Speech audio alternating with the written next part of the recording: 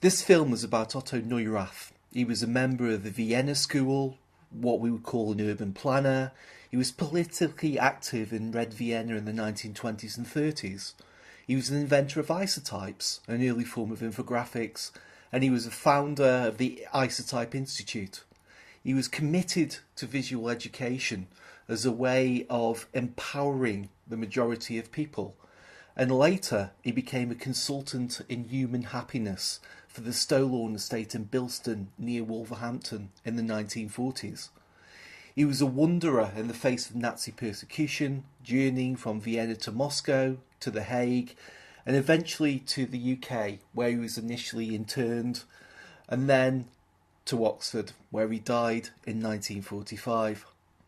Whether he was happy himself, we don't know, but what we do know is that his views on happiness were closer to thriving and well-being than to more recent statistical indicators of happiness, and those measures of happiness contained within the quantified self movement.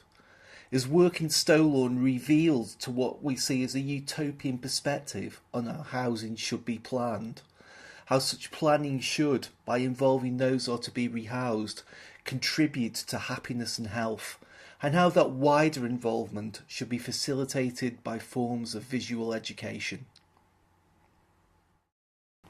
In Vienna, Neurath was part of the short-lived Socialist Democrat government of what became known as Red Vienna. Part of his work included designs for social housing, and some of those features in those earlier works in Red Vienna were found in the Stowlawn project, green spaces, community facilities. In Munich, he's the head of planning in the equally short-lived Bavarian Socialist Republic, focusing on how to engage people who are often disengaged from political activity. Neurath is then invited to Moscow by the communist government, and the focus of the visit was visual education, which the government saw as a tool to engage the working class. And it's this visual education which was later to become known as isotypes. In Berlin, Neurath has a role, although one that is difficult to track. Neurath flees to The Hague in response to Nazi persecution.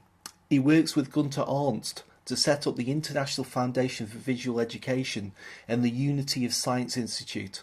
Their interest is in developing visual education and how to use visuals in exhibitions that will engage the widest public.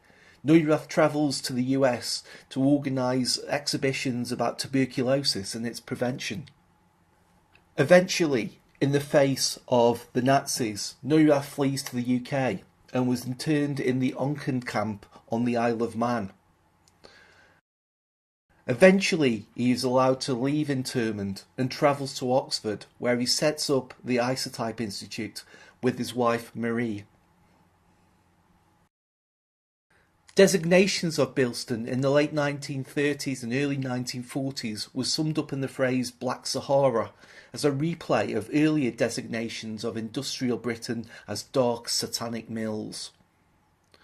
Neurath's role in Billston as consultant in human happiness was less to do with how we design the estate and more with how we involve those who are to be rehoused in the planning and redevelopment process.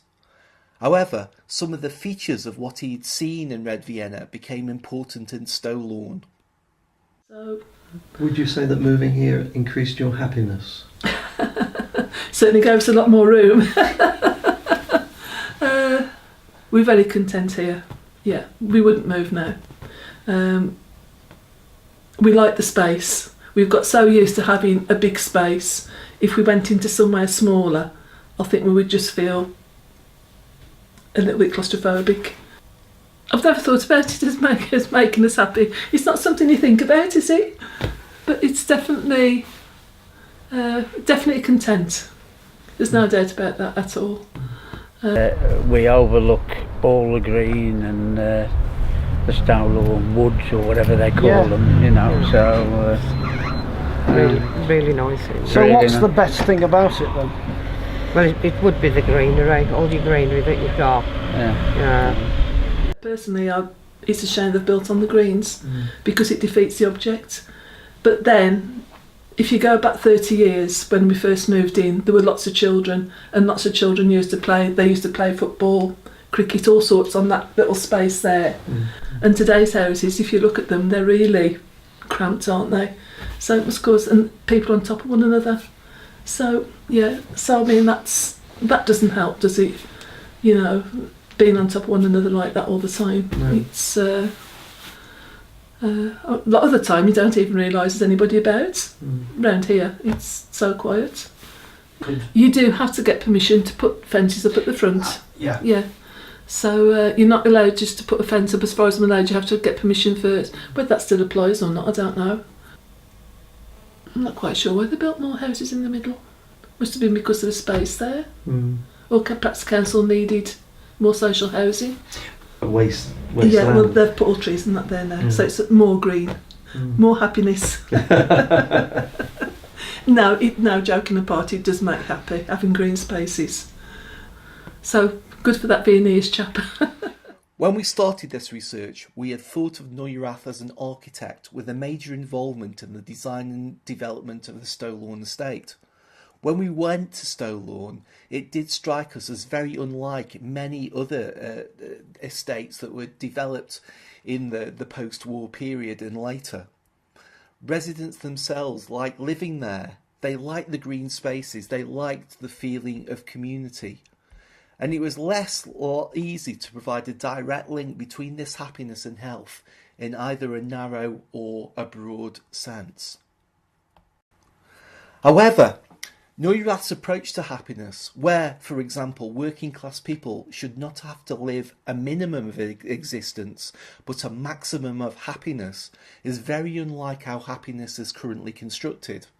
For Neurath, happiness is one of the human virtues, including, and especially relevant to Neurath, justice, courage, fortitude and hope. And happiness contributes to health in the broadest sense. In fact, Neurath saw the Stowlawn initiative as a way to demonstrate something much more important and much more generalisable. That is, the way that through visual images, still and moving, we can develop a genuinely participatory politics, where those who are often excluded from decision making can take a powerful role. As Neurath is said to have put it, we live in the era of the eye. What is clear is that he had a vision of culture, of visual images as a basis for mobile exhibitions and museums, and as a way of genuinely including people from working class backgrounds, and trying to maximise their happiness. Clap along if you feel like a room